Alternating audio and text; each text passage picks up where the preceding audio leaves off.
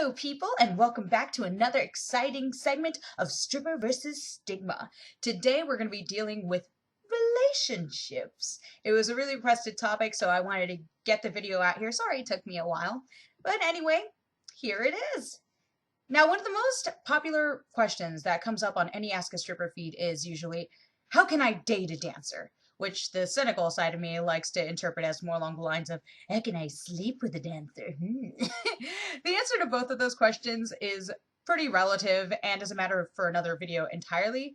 However, say you do land a dancer. What happens next? I mean, we all know that relationships are enough of a gamble to begin with, but I wanted to know how adding the element of stripping would affect relationships directly, if at all. So, I sent out a mass questionnaire to the ladies of Titty Spanks, some of who have been in steady relationships for several years, even marriages, and some of the men and women who loved them. I asked the group if they felt their job had interfered with their relationships. If so, how? If not, what was the secret to their success, and what challenges did they have to overcome along the way? A lot of these wonderful men and women stepped forward and offered up their experiences and thoughts, and here's what some of them had to say.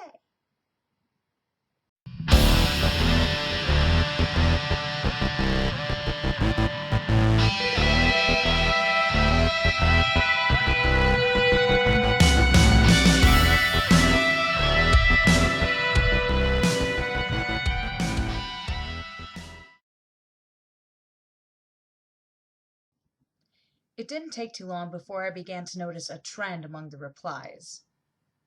He expressed it had a lot to do with his insecurity. He could never fully understand that we as dancers don't sleep with customers. His jealousy actually ended my dancing career for a while. My dude constantly thinks I'm cheating on him and doing shit behind his back. It causes a lot of jealousy and insecurities, which is why I still swear the best way to do this job is to stay single while doing it and avoid all the issues. My boyfriend couldn't understand why I like to dance. He thought it was degrading to myself and him. He would tend to think that I just wanted extra attention from men, and that wasn't the case. Or he would think if I brought home a large amount of money, I had to have been doing something out of the box and nasty. He failed to understand that I just loved to entertain and get paid for it. Showing my boobs was the norm, and that didn't bother me, which in turn bothered him. I learned to separate my feelings from a lot of what I was doing. A lap dance to me was like a handshake. To me, it was nothing. But my boyfriend couldn't believe that I wouldn't be turned on by dancing for men. One of the first major things that interferes in a dancer's relationship is jealousy in some way, shape, or form. Now, I'm going to include insecurity in this too, because usually these feelings of self-inadequacy end up contributing largely to jealous attitudes, which also bring down the pair. On the other hand, though, while the previous quotes dealt with the jealousy by a stripper's partner, there are also strippers whose jealousy and suspicion also creep in to ruin the trust factor, which is essential for a relationship to thrive, any relationship. So let's take a look at this a little closer.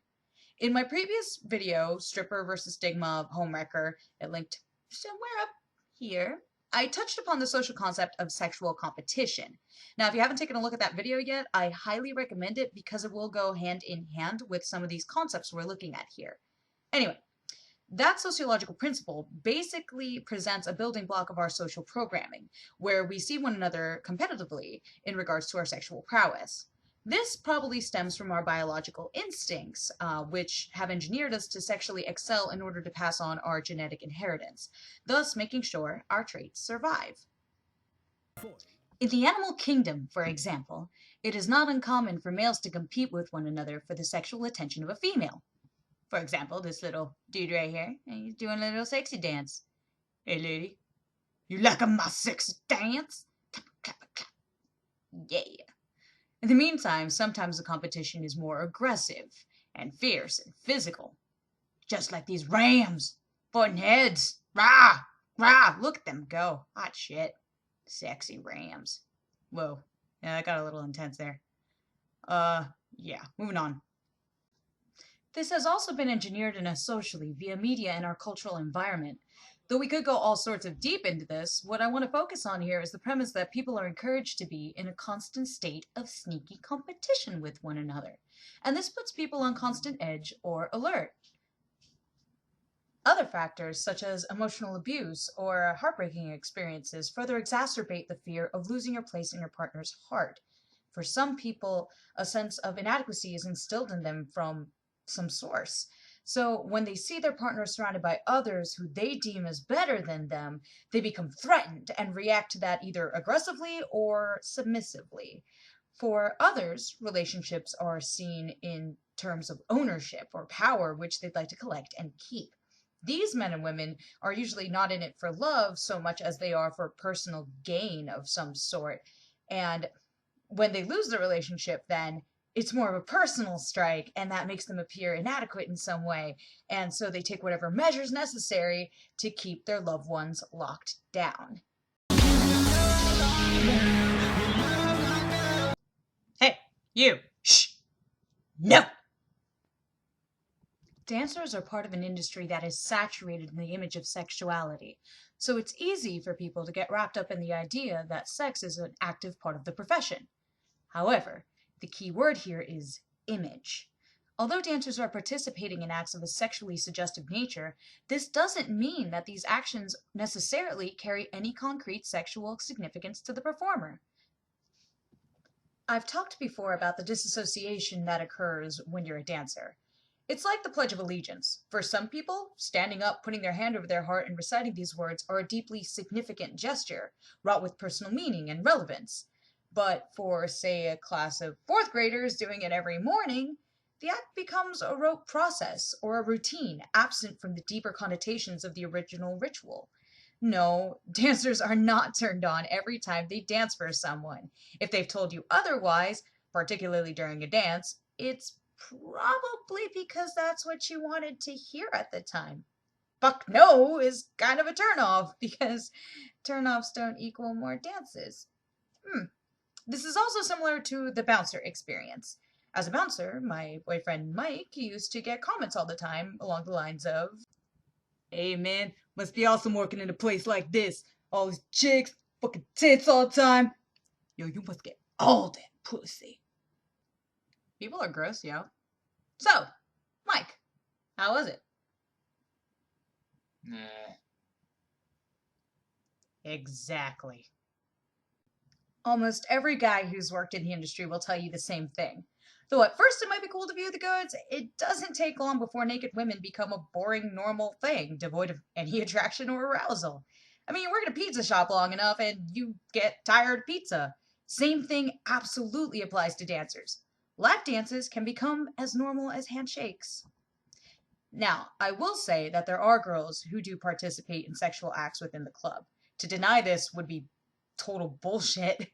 I will also say, however, that these sorts of exchanges are highly illegal and not as common as people seem to think. In fact, if such acts do go on within the club, most times the other girls will report it to management as soon as they notice. You see, prostitution in clubs is counterproductive to the overall success of the environment. If one girl is selling all the dances because she's willing to give a $20 blowjob, that means the other majority of girls are getting pushed aside because they're not willing to. Men turn you down because Miss Donut Mouth over here gave him such and such, and you're just being a prude. Customers start to think that behavior is acceptable, and so they start trying to cross boundaries set in place. For example, did you know it is illegal to touch entertainers in any way, shape, or form? That's why they're supposed to accept their tips just on the stage or on their garter. So it's best to discourage and eliminate any type of weird prostitute behavior from the environment altogether ASAP. Yet so many dancers get rung in with all of these outliers. In the earlier quote, I happen to know for a fact that the girl speaking was a beast of a performer and had great charisma that earned her great revenue on a good night. Nobody could put on the show that she could. It's insane to me that her partner would assume that she was doing any extra work. Still, it's an unfortunate reality that so many dancers face. No matter what, just because you're a dancer, you're going to cheat and you're going to be a prostitute because you're obviously getting pleasure out of this, and that's just wrong. See, girls are getting pleasure out of this, but it's not the way that people seem to think. Girls love dancing. It can be an empowering, fun, and exciting experience. Plus, it's an exercise, so it releases endorphins. I got to talk to couples who had been together for anywhere from a few months to over 20 years, and they all tended to agree. Trust and communication were paramount to the success of their relationship. What? Are you surprised? You shouldn't be. This makes sense in any relationship. However, it is super important in dancers' relationship thanks to all of these anxiety and trust issues that we've been discussing earlier. Let's see how our viewers put it. I would have to say that a key factor is making sure that the two of you trust each other, as in any relationship. You have to be able to trust one another. If you don't, then you have nothing. Especially in this aspect, you have to have a trust level that, normal people have a trust level here. You have to have one that's kind of like up here. You have to know that that person loves you. You have to know that that person cares about you. And you can't second guess it. You've got to accept that person for who they are completely and what they're going through. And you have to also have knowledge of what it's like when they go to work and what they deal with and what they truly do to bring back money and put it on the table. She's not a dumb cunt. She's not a child out there running around doing whatever she will for drugs, money, what have you. She's not looking for attention from anybody. She's just there to make money and to leave and to support a household. It's called being an adult. There you go. Thanks, me. I'm not a cunt. These people all touched on a similar principle, the division of personas. I'd like to clarify this. This other persona isn't used as an excuse to justify cruel acts. It's meant as a separation between emotion and employment. These women still carry their convictions and ethics with them to work. This is something you, as a person who may be interested in dating a dancer, has to consider.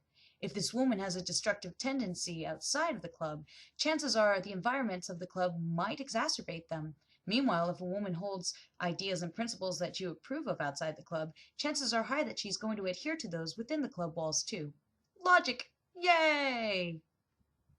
It's no small coincidence to discover that these long-lasting couples were people that met outside of the club scene. There, outside, is where you get to know these women for who they are without a doubt. Meanwhile, within the club, if you meet a girl there, there's a certain character that has to be played to appeal to the customer, which can tend to muddle up perceptions. If you're going to date a dancer, chances are you're going to meet her outside of the club way before you ever meet her inside the club. Now, a note that I want to put in, this is something I tell anybody who's going in any relationship. Don't expect someone to change for your sake. If you meet someone and they behave a certain way, chances are that's how they're going to behave all throughout. And it's up to you to kind of use some scrutiny there and use your better judgment and see if this is actually something that's worth pursuing. Now, there was one response that stuck out to me. It came from a man who worked in the industry and decided to date one of the dancers he worked with. He said that the key was patience.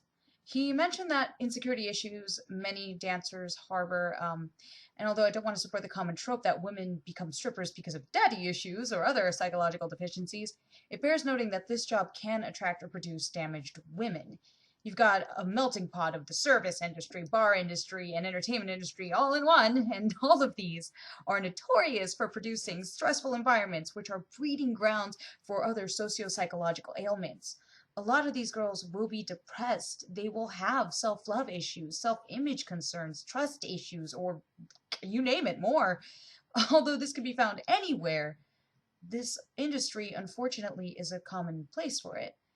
Always keep that in mind when you approach a dancer. You're dealing with a person whose issues here will have to be approached along with the added dynamic of this sort of work environment. I had a friend who was a bouncer, and he started dating one of the girls.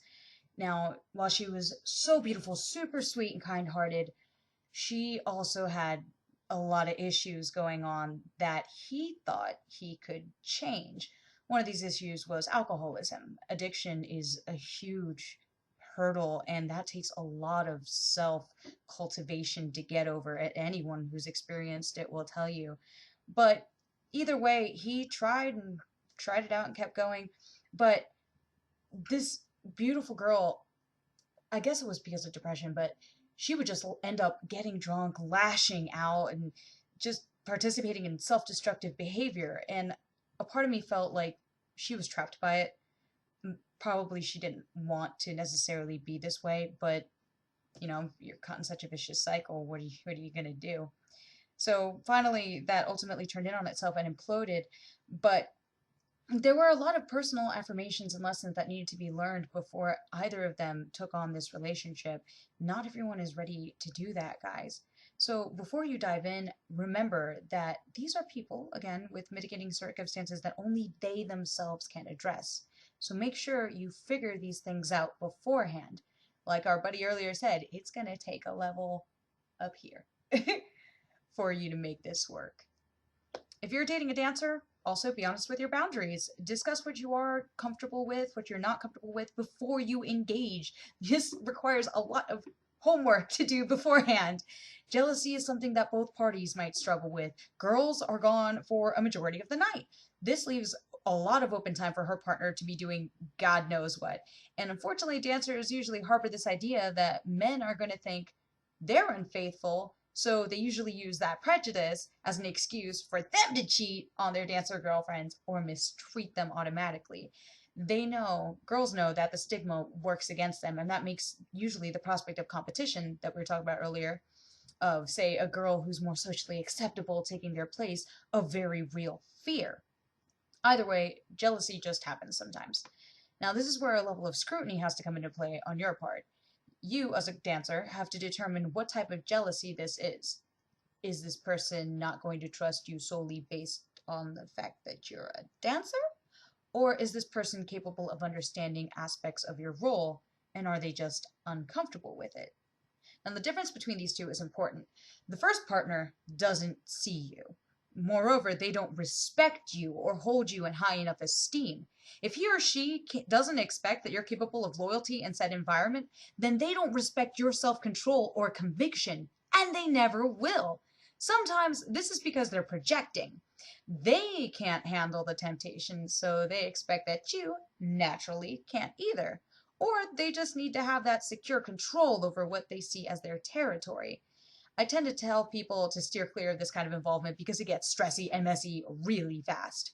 Most times the result is the dancer quitting her job, which can be a positive thing, but it still remains to be said that this person does not think you're capable of handling yourself or you're part of the deal. Personally, I have a hard time accepting someone who doesn't put faith in me just on principle. The other dichotomy here is a person who loves you, understands that you won't do anything foul, but still doesn't like the idea of you being sexually provocative to other men. Again, this is a relatively commonplace thing. The difference, though, lies in the trust. This person confides in you. In these situations, like my titty spanks dancer said, it comes down to opening a dialogue and working towards a compromise together. Maybe, your couple needs to stay away from the club. Keep it out of sight, out of mind. Keep work at work, home at home. Later on, though, if necessary, the dancer might also consider resigning. But the difference here is, again, the trust that could ensure future success. Whereas in the first example, she is pressured by suspicion and calumny to leave, here she will more so depart because they both feel it's best or that it's time. Here it's more of a community-minded decision versus a one-sided coercion. Most of the times, the dancer doesn't have to leave until she's ready. Get it? Now, I know we talked a lot in this episode about things like jealousy and insecurities and a little bit on addiction and stuff like that. Now, the reason I dwelled on that so much is because an alarming number of the responses all had to deal with that. So I figured it's kind of a big deal. Other issues, though, that successful couples went on to describe were things like time management. It makes sense, like any other high demand work schedules, trying to find time for one another and their families is really hard when one person works nights and, say, the other person works days. Again, most of the other problems were pretty much regular couple things. Now, it takes a lot of self-checking and reflection to maintain any relationship. Dating a dancer requires a level of understanding, reception, and patience that some people just aren't capable of having with the mindsets that they're bringing with them. Be honest with yourself and what you're capable of dealing with. It takes an open mind to understand this industry, what it entails and what it doesn't. Again, the message is the same. These women are human at the end of it all. Don't let their job define them, but see them for who they are. If there's someone you can honestly see sharing your time with, then make that work. If not, know that it's not their job that makes them undesirable. It's just whoever or whatever they are as a person. This is DJ Salem signing off on another one. Stay tuned for more videos throughout the week. I hope you enjoyed this one. Got a lot of requests for it. So, until next time. Toodles!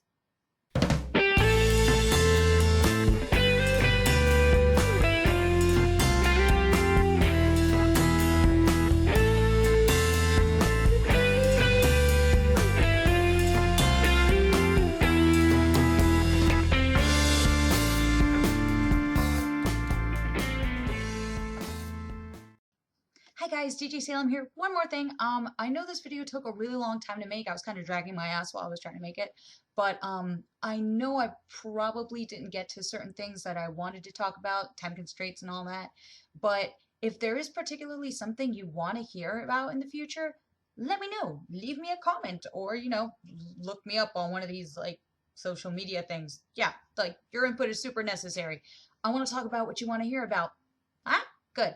So yeah, just drop me a link. Let me know if you liked the video and all that shit. Or what else you'd like to hear next. Okay, for real now.